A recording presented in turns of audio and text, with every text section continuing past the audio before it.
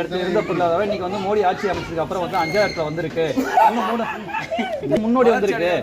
மோடி ஆட்சியில 5வது இடத்துல வந்திருக்குன்றாங்க. 14 இடத்துல பொருளாதாரம் சார் மோடி ஆட்சியில வந்து 5வது இடத்துக்கு வந்திருக்குன்னு அந்த அண்ணாமலை சொல்றாரு. 11வது இடத்துல இருந்து 5வது இடத்துக்கு வந்திருக்குன்றாரு. மோடி வந்தாதான் பொருளாதாரம் தமிழ்நாடு வரும்ன்றாரு.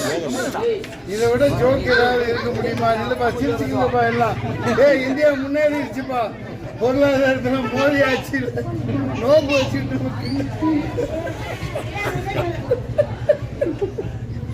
சிரிச்சுக்கங்கப்பா. இந்த நூற்றாண்டின் மிகப்பெரிய ஜோக்கே இதுதான்ப்பா. மோடி சார் அண்ணாமலை சொன்னதா? அண்ணாமலை சொல்றாரு பொருளாதாரம் முன்னேறிடுச்சாமா, வளர்ச்சி அடைஞ்சது இல்லைன்றீங்களா? இல்ல எப்படி இப்படி எல்லாம் பேசுறாங்கன்னு தெரியலையே. இதுக்கு தான் ஐபிஎஸ் படிச்சிருக்காரோ. ஏன்னா அகல பாதாளத்தில் இருக்கு 2 கோடி பேருக்கு வருஷத்துக்கு வேலை தரையினாங்களே, வேலை கொடுத்து அதில் முன்னேறிடுச்சா?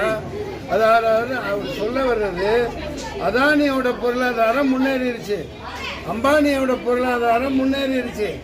பார்த்தீங்கன்னா தனி ஃப்ளைட்டில் ரஜினிகாந்த் குடும்பத்தை கூப்பிட்டு விடுறார். அந்த மாதிரி உலகம் முழுக்க தனித்தனி ஃப்ளைட் அனுப்புகிறார். இப்போ நான் ஃபோன் பண்ணியிருந்தா கூட எனக்கு ஒரு ஃப்ளைட் வந்திருக்கும். அங்கே 100 கோடி 200 கோடி லட்சம் கோடிக்கு செலவழிச்சு கல்யாணம் யாரு? அம்பானி. அதனால அவங்க பொருளாதாரம் முன்னேறி இருக்கு. இங்கேதான் பிச்சைக்காரங்களாக கிடக்குறானுங்களே, வேலை வாய்ப்பு இல்லையே. குஜராத் துறைமுகத்தில் இருந்து 25,000 கோடி கொக்கைன் பிடிபட்டது. அது என்னாச்சு? இன்னைக்கு தமிழ்நாட்டில் எங்கே ஏதாவது ஹோட்டலில் தங்கினா அறையில் போய் பார்த்தா அந்த கூலிப் அது என்ன தலையணையா எல்லாம் கீழே கிடக்குது. அதாவது நாசமாக போங்கடான்ட்டு எல்லாம் துறைமுகத்தை அவுத்து விட்டாச்சுல்ல. துறைமுகம் தனியார் இத்தனை 75 வருஷம் சுதந்திரத்துக்கு அப்புறம் துறைமுகம் ஏர்போர்ட்டு எல்லாத்தையும் அவங்க தனியார் கொடுத்துருந்தாங்க. அவன் என்ன கடத்திட்டு வரான்னு தெரியல. இன்னைக்கு தங்க இவ்வளோ 50,000 ரூபா ஆகுதுன்னா அதுக்கு காரணம் இவரு மோடி. ஏன்னா இஷ்டத்துக்கு கடத்திட்டு வர்றாங்க. செக்கிங் கிடையாது, செக்கிங் ஒன்றும் இல்லை. இஷ்டத்துக்கு கொண்டாந்து ட்ரக்ஸை இறக்கி விட்டு போ வித்துக்க பொழைச்சிக்க, அதான் வேலை வாய்ப்பு. அப்படி இருக்கையில பொருளாதாரத்தில் என்ன வெங்காயம் முன்னேறி இருக்குது. நான் அவருக்கு சவால் வர்றேன். அவர் படித்தவர் தானே, ஐபிஎஸ் படித்தவர் தானே. வா டிபேட்டா, மக்கள் முன்னாடி ஒரு டிபேட் வை.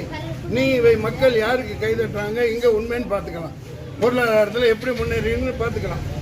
ஏண்டா தூக்கி தூக்கி எல்லாம் அவ்வளோ கொடுத்துட்டு அம்பானி அதானி பொண்டாட்டிக்கு இடுப்புக்கு கீழே குனியிற என்ன மாதிரி ராஜதானியில் எப்படி ஆண்டவங்க அவங்க? எத்தனை பேர் முகல்ஸ் எல்லாம் ஒரு பிரதமர்னா ஒரு மரியாதை வேணாமா? இடுப்புக்கு கீழே குனிஞ்சு ஓட்டு கேட்டு நாடகம் போடுற நாடக தேர்தல் நடத்துகிறாங்க. இவங்களை 2ல் 1 பார்க்கத்தானே வந்திருக்கிறேன். இதெல்லாம் பைத்தியக்காரத்தனம். அவர் எதுக்கு முதல்ல தேர்தலில் போட்டி போடணும்? ஏன் நிர்மலா சீதாராமன் போட்டி போடலையா? அவங்கள்ட்ட காசு இல்லையாமா? அவங்க நோகாமல் நொங்கொடுத்து எலெக்ஷனில் நிற்க மாட்டாங்க. இந்த ஜெய்சங்கர் பெரிய பெரிய பதவியில் இருப்பாங்க. அப்படியே ஏமாற்றிட்டு போய் உட்காந்துக்கிட்டு நம்மளை போட்டு குடிமையை பிடிச்சி ஆட்டுவாங்க. பைத்தியக்காரத்தனம். வேலை வாய்ப்பு இல்லாமல் சாவறான், எல்லாம் திருடுறான்னா எதனால திருடுறான்? வேலை வாய்ப்பு எங்கே? எங்கே வேலை வாய்ப்பு? இதில் முன்னேறி இருக்குது பொருளாதாரம். பிச்சைக்காரனா சுற்றிட்டு இருக்கான். எங்கே பார்த்தாலும் கஞ்சா, எங்கே பார்த்தாலும் குடி. எதில் முன்னேற்றிருக்க? நார்த் இந்தியாவில் எதில் முன்னேற்றிருக்க? 20 வருஷமாக கரண்ட் இல்லாமல் கிடக்கு பல கிராமங்கள். ஊபியில், உத்தரப்பிரதேசத்தில் நீட்டை தூக்குனீங்களா? 1 2 சொல்லிகிட்டே போகிறதுக்கு பைத்தியக்காரத்தனம்.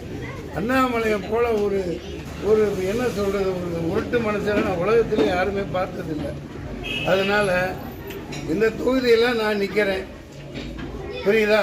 என்னோட இதையும் சொல்லிக்கிறேன், எழுதிக்கங்க.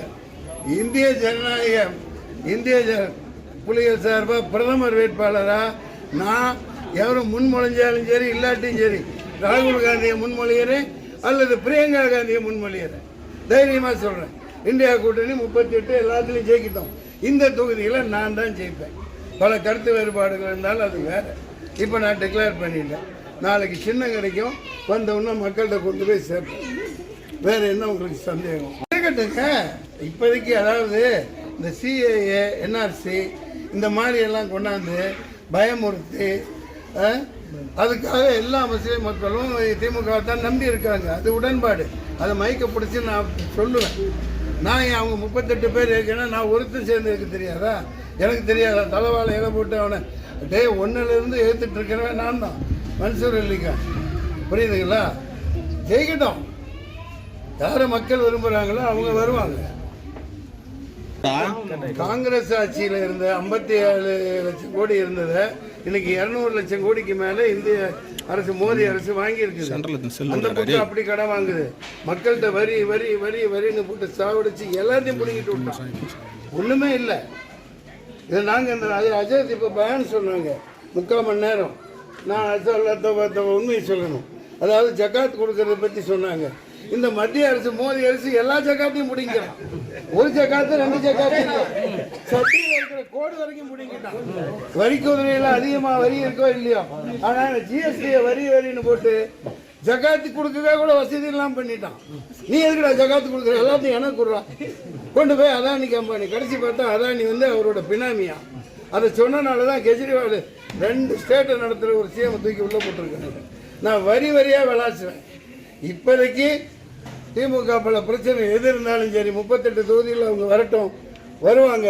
நான் இந்த தொகுதியில் நின்று ஓட்டு கேட்டு வாங்கி வருவேன். நான் ஒத்த ஓட்டு முத்தையா வாங்கிக்கிறேன்.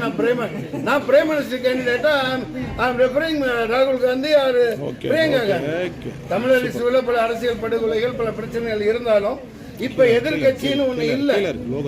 அதனால நான் உங்களை வரவேற்கிறேன். I salute. Sure we will win.